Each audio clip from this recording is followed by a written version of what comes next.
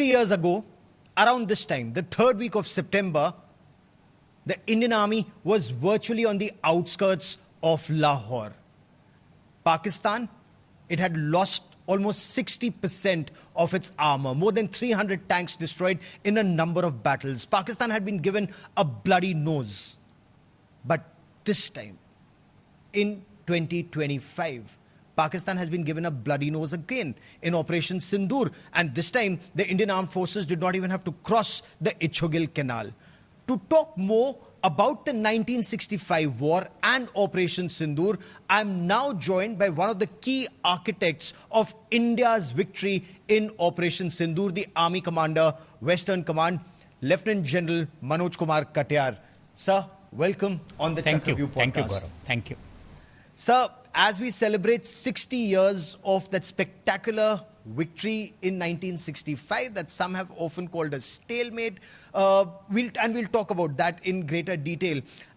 We will also talk about Operation Sindoor because somewhere down the line, Pakistan doesn't seem to learn its lessons. But for the benefit of our younger viewers, I want you to talk us through the way the 65 war started and why 65 war was so important to send across that message to Pakistan. Yeah, actually, like you said, 20th September, historically a very important date for us. 60 years back, we were on the outskirts of Lahore and Sialkot. But actually, the operations in 1965 started in the month of April, when Pakistan attempted to capture certain disputed areas in Kutch. We foiled those attempts. But then again in May 1965, Pakistan surreptitiously occupied certain peaks in Kargil area, like it did again in 1999. We again actually evicted him, defeated him, evicted him from all those peaks in Kargil.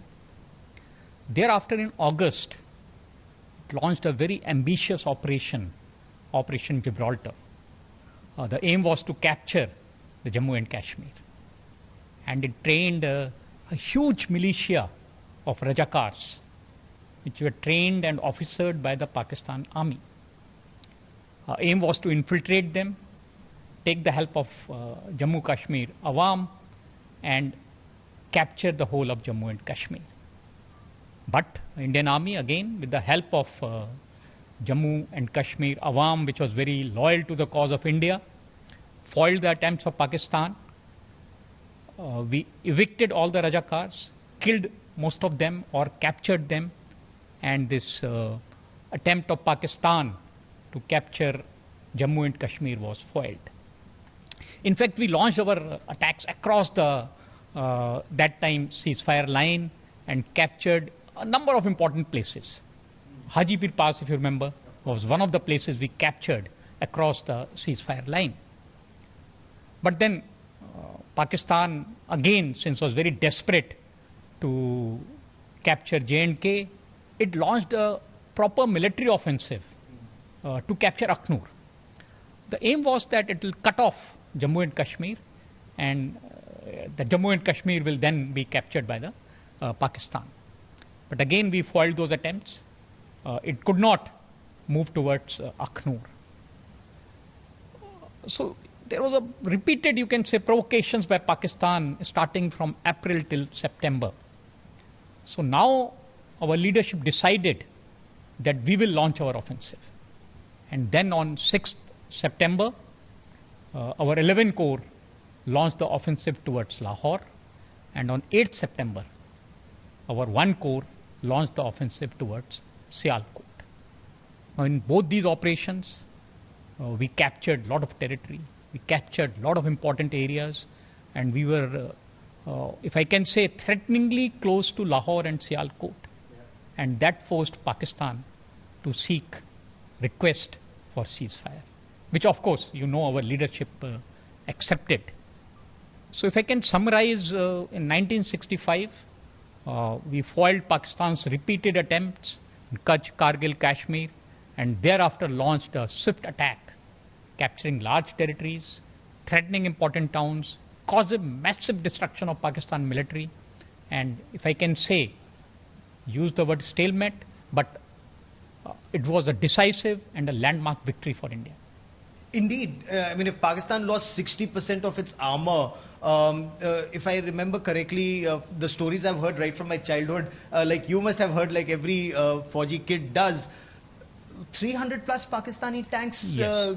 Punjab became the graveyard of Yes. Pakistani pattern tanks, didn't it, sir? Yes. But why did Pakistan continue to provoke us? I fail to understand, despite India being so generous with that Indus Waters Treaty in 1960. Yeah. So, our kindness is rewarded with conflict. Our top leadership wanted peace with Pakistan. But the core reason of Pakistan's repeated military misadventure from 1947 till date have not changed.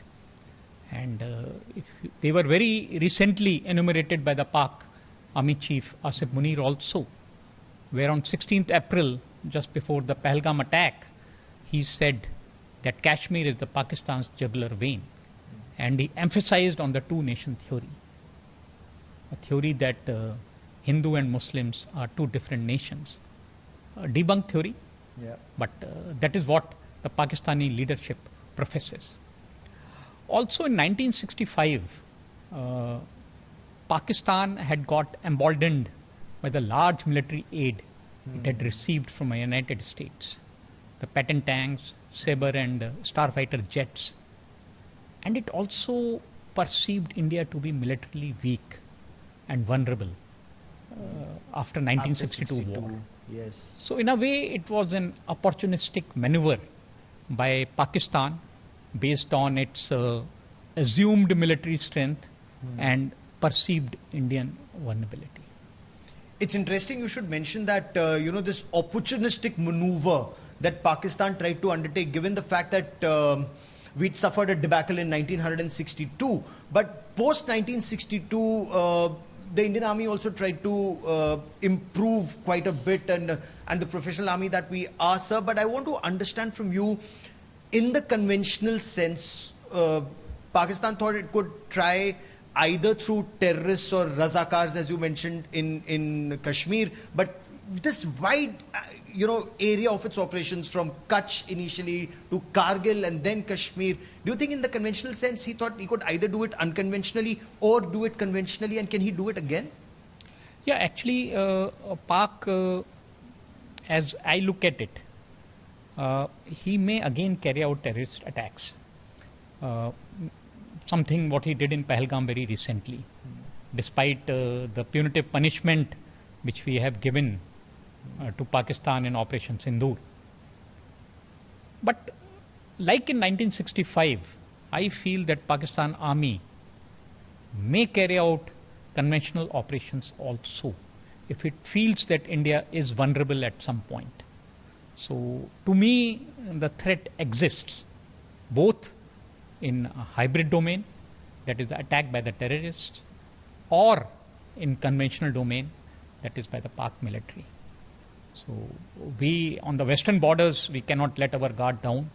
We need to remain fully prepared for any contingency, for any misadventure by Pakistan.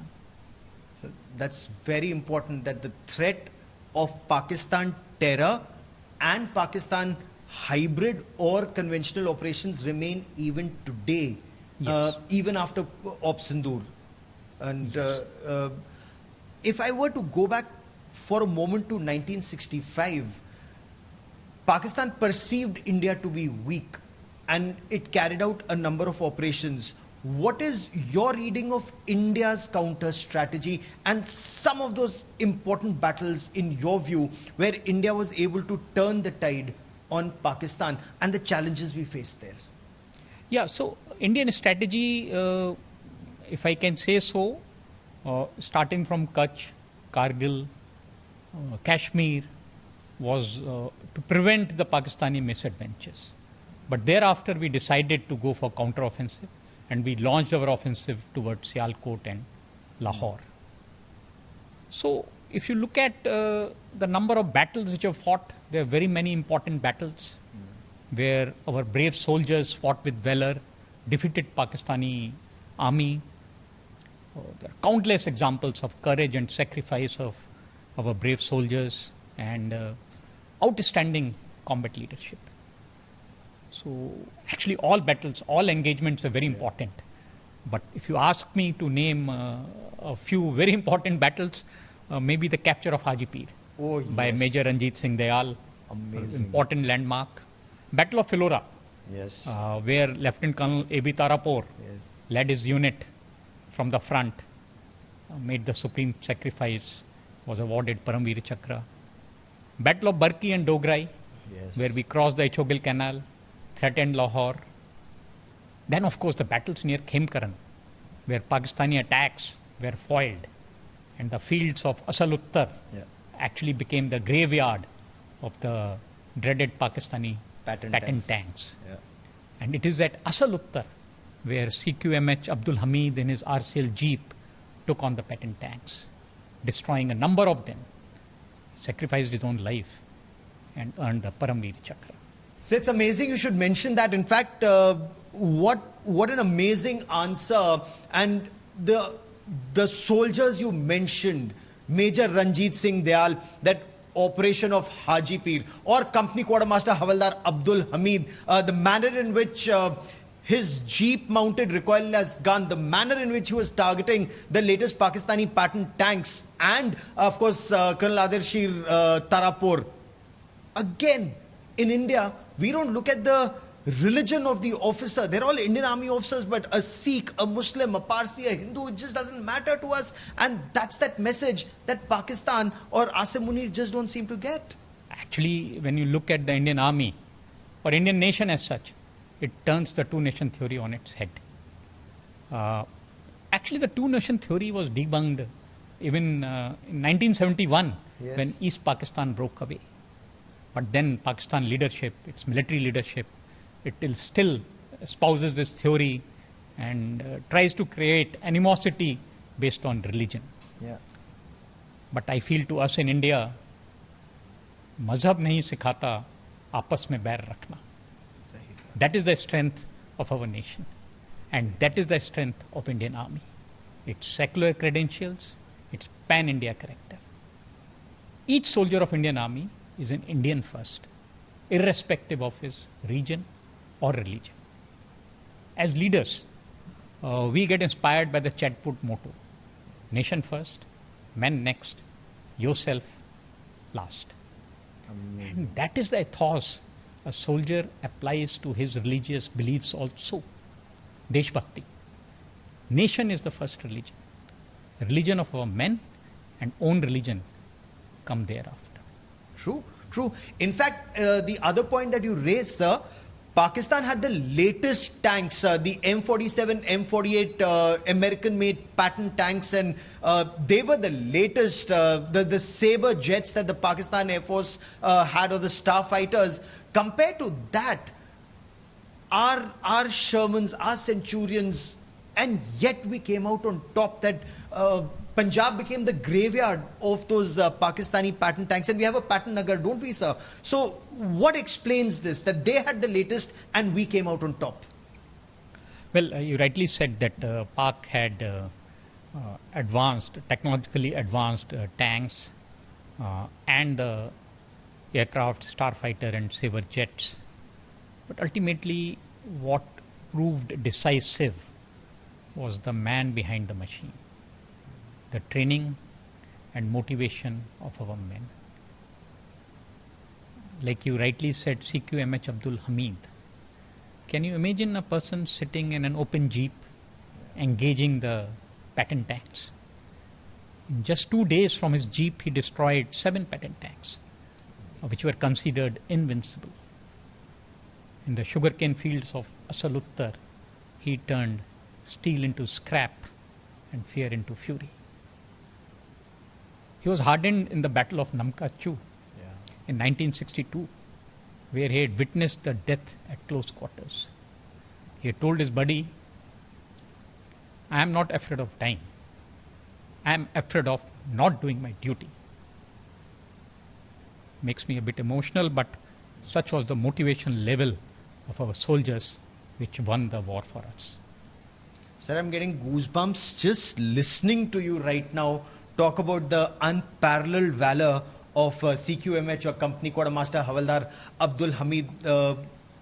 Can I request you to tell us a little more about the horseshoe maneuver, the sugarcane fields that was full of water, and how it became a graveyard for the Pakistani pattern tanks? What had happened was that we had anticipated that Pakistani tanks would be advancing in this area, and we had flooded the sugarcane fields. So when the Pakistani armor advanced, they were quite bogged down. And a lot of them were actually sitting ducks. Yesterday, I was talking to the veterans of 1965 war, and one of them related to me that his company captured about 15 odd Pakistani tanks. A rifle company, 15 tanks. Tanks, because Amazing. They were totally bogged down. So Asal Uttar was a great battle fought by the Indian Army. It indeed was. A company, for the benefit of some of our viewers, is about 130 soldiers, 130? Yeah, about 100 men, 100 fighting men, yeah, you can say. So 100 men capturing 15 enemy tanks.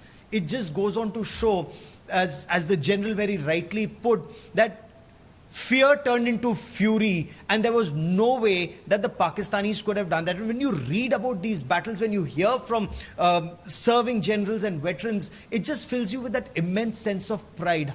So we captured the crucial Hajipir Pass. And sir, you've served in that area. I believe you commanded your battalion in that area. Close to that area. Close to that area. Yeah. So I want you to tell us the significance of the capture of Hajipir, and was it a mistake to return it? Well, Hajipir, very important pass, like you rightly said, and a lot of infiltration of Rajakas which happened in 1965 happened through that pass, and we had captured it. Now, some people say, in retrospect today, that maybe we should not have returned Hajipir Pass. But we must understand that it was a decision taken in the interest of promoting lasting peace between the two countries. Like I said, our top leadership has always sought peace. Peace with neighbors, which leads to development and prosperity. We returned Hajipir Pass hoping that Pakistan would mend its ways and work towards peace. And unfortunately, that has never happened. Yeah, you're right, but I think it was a right decision at that time to promote peace between the two countries. Sir, each time when we look at what Pakistan does, whether it was in 1947, immediately after independence, it launched its raiders or Razakars, that time the tribal raiders, or Kargil 1999, when Musharraf, took over some of our territory along the LC. Are Pakistan's plans maybe tactically brilliant, but not strategically thought through? Or, does their leadership fail to see what India's response will be? Yeah, right, Gaurav. I think Pak plans its tactical operations well. But I think it does not think through the outcome of those tactical operations. So maybe the strategic thinking has been lacking in its planning of operations. 1947, it infiltrated the Mujahids. And that convinced the Maharaja that ceding to India was the right decision. 1965, you look at it, number of strategic errors. Operation Gibraltar, it presumed that the Awam of Jammu and Kashmir will support it. Proved to be very, very wrong. Also, it assumed that it could restrict the war to J&K. But then we crossed the international border and attacked him in heartland Punjab. 1971 also, it lacked the strategic thinking and assumed that India would not be provoked by its orgy of violence in East Pakistan. It presumed that India would remain a mute bystander to the ethnic cleansing of Bengalis. Well, we intervened. And rest you know is history. Birth of a new nation, Bangladesh. 1999, Pak did not anticipate our violent and resolute response to its occupation of Kargil peaks.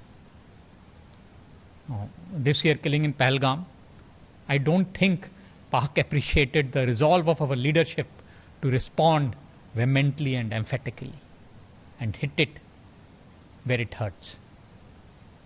That is in heartland Punjab. So perhaps you are right. Pak clearly lacks strategic thinking while planning its military operations. And when you look at Pakistan in terms of the kind of operations they undertake, if you look at 1965, they had the latest weapons and they failed. When you look at Pahalgam, did they realize that, fine, let's kill Hindus, and was their aim that let's create trouble in India? How have things changed in your view in Pakistani thinking and India's response from 1965 to Operation Sindoor? No, Pakistan thinking from 1965 till date has not changed. Not changed at all. It still believes in its two-nation theory, in creating animosity between the Hindus and Muslims. Like you rightly said, what he did in Pahalgam was not only to disturb peace in Kashmir, it was also to create, you can say, a divide in our country. But it failed. So, sir, the Pakistani mindset may not have changed, but the warfare has changed from 1965 to Operation Sindoor, and the punitive strikes, that's changed. Yeah, you're very right. Actually, the character of war, as we say, is changing, and changing very rapidly. It changing as we talk with the technology which is evolving. The equipment, what we fight with, has evolved over the years. The tanks, the aircraft, all fighting platforms what we have are much more advanced, much more lethal. If I may say, the Second World War was about mass. The Gulf War was about precision. And today we are in an era of precision mass. So it's the unmanned systems, drones, which are the biggest game changer today. The low-cost precision drones actually have made the high-cost platforms in all domains: land, air, sea, tanks, aircrafts, ships. They are hugely vulnerable to these low-cost precision drones. So there are transformative changes in the way we will fight the war now, and we are adapting to those changes. But having said that, the nature of war does not change. The war still involves fighting and incapacitating the enemy. War still involves capture of important objectives, capture of territory for any decisive victory. So that is the nature of war, which I think will not change. That's a very, very pertinent point that you make. While 1965 may have seen, the greatest tank battles after the Second World War, the Battle of Kursk involved so many tanks, and then 65 involved so many tanks.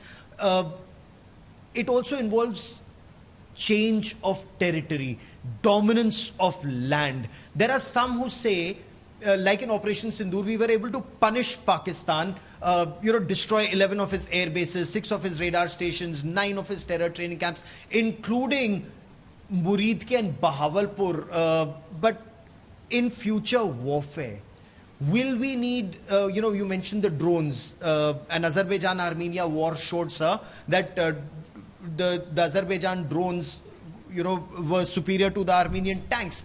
In future warfare, would we need to hold territory, take territory, and tanks, will they remain important, or the kind of warfare that we are fighting, does that remain important? No, you rightly said that drones and unmanned systems will define how the war will be fought from now on. But what we want to achieve, I think that will not change. Because historically, if you see, the wars have always been won or lost on ground. One exception, if you can guess. That's when the US dropped atomic bombs on Hiroshima and Nagasaki. That's the only time where a decisive victory, Japan surrendered, was achieved purely by destruction. Look, Gulf War 1991. USA had decimated the Iraqis. Yes. 100 days of bombing, destroyed everything. But still, it had to launch ground operations to capture territory. Vietnam War. 7.5 million tons of bombs dropped on Indochina by United States. Much more than World War II. But it could not achieve victory. And land battle changed it all. Yes, because it could not capture the Viet Cong strongholds. It could not capture the ground. You see the Russia-Ukraine war which is happening now. Heavy losses on both sides. Yeah. But when we talk of victory, it is still being defined by the land captured by Russia in eastern Ukraine or what Ukraine did in Kursk region. In fact, when you look at the ongoing Russia-Ukraine war, the drones and missiles are causing very severe damages on both sides. Aircraft, by the way, are conspicuous by their absence. Yeah, interesting. Ukraine does not have much of air force, but Russia Russian aircrafts also have not entered the battle zone. So in our context also, if you see 1965, we captured Hajipir Pass, we captured areas in Sialkot, Lahore, we won. 71, we captured East Pakistan. Decisive victory. Kargil, we captured important peaks. So I feel that land is important for victory. After all, we all live on land. But to capture land, we need efforts in all dimensions. Ground, air and sea. We need joint and integrated efforts of Army, Air Force and Navy. And not to forget our brave paramilitary forces also. We need to fight integrated. The three services have to plan and execute operations in an integrated manner. Actually, we also need to integrate the efforts of all other stakeholders. It has to be a whole-of-nation approach to achieve the decisive victory. In fact, from your answer, if I may ask you another question, from 1965 is one of the most important lessons which has been proven in Operation Sindoor, integrated approach to combat. Yes, that is very important, and we need to plan, like I said, we need to plan our operations in an integrated manner. We need to execute our operations in an integrated manner. Today's warfare cannot be fought with the services working in their own silos, with lack of integration with the paramilitary forces, with lack of coordination with civil administration. Like I said, it has to be an integrated whole-of-nation approach. Sir, when we look at, and you from your days as a young second lieutenant to now being army commander, you've studied and seen Pakistan in operations over decades. You were also Director General Military Operations. What is your reading of Pakistan's DNA? You know, sending in Razakars and raiders in 1947, 65 war, 71, sending terrorists into Punjab, sending terrorists into Kashmir. All of this is your area of expertise. What is Pakistan Army's DNA and Pakistan's DNA, sir? Well, actually, when you look at it, our leadership wants peace. In fact, like I say, we fight a war to achieve peace. We gave back Hajipir Pass because we wanted peace. And I think the people on both sides desire peace. When Pakistani people are yearning for peace and prosperity. But the challenge lies with Pakistani leadership, especially its military leadership. Like you said, the DNA of Pakistan Army. Now, the Pakistan Army is guided by its self-interest. It wants to have a continued confrontation with India. So peace with India is an anathema to Pak generals. Because if there is peace, they will become irrelevant. They will lose their power, perks and privileges. So Pak Army, I think, will keep alive its false narratives of two-nation theory, existential threat from India, Kashmiri Brotherhood, revenge of 1971. And in fact, it has been using terrorism as an instrument of statecraft to keep the relations strained. And somewhere down the line, it has sacrificed the interest of its own people. So I'm very sure that the ultimate key to peace between India and Pakistan lies with the Pakistani population, the Awam of Pakistan. They have to get over their illusion of Pakistan Army as savior of the country. And Pak people, I think, need to empower their political leaders so that they are not dependent on Pak Army to remain in power. So the key to peace, like I said, is with Pakistani people. So when you look at Pakistan's history or India-Pakistan history, whether it was sending in tribal raiders in 1947, Pakistan lost. 65, Pakistan lost. 71, Pakistan lost. Every operation, Op Meghdoot, Op Vijay, terrorism he's tried in Kashmir, terrorism he tried in Punjab, Operation Sindoor, the most latest, he's lost each time. But what is your overall assessment? How would you look at our efforts, our victory, and the road ahead? Political leadership of the country from 1965 till date continues to be peace-loving, but firm, ethical, and decisive under pressure. It has given us the desired freedom of action and fully supported the armed forces. In 1965, the then Prime Minister Lal Bahadur Shastri had famously said, Jai Jawan, Jai Kisan. Security and sustenance are the keys. In the recently concluded Combined Commanders Conference at Kolkata, the Honorable Prime Minister expounded the Jai for us. He said, J is for jointness, A is for Atmanirbharta, and I is for innovation. So it's important for us to imbibe this mantra, Jai for Vijay. Fight jointly, fight integrated. 1965 to Op Sindoor, if I may say, Indian Army fights not only to safeguard the territory of India, but also the idea of India, the values of our great nation, the values enshrined in our constitution, values of a secular and democratic India. We fight for the righteous cause. We fight a dharma yuddha. That is our strength. Yato dharma, tato jaya. Where there is righteousness, there is victory. Brilliant. Brilliant, sir. In fact, I will let that be the last word. But, sir, before I let you go, I want you to elaborate for a moment. Now, should there be a threat? Should there be a threat for India again? You, as the defenders of our nation from this Pakistani state-sponsored radical Islamist terror, what is your assurance to the country?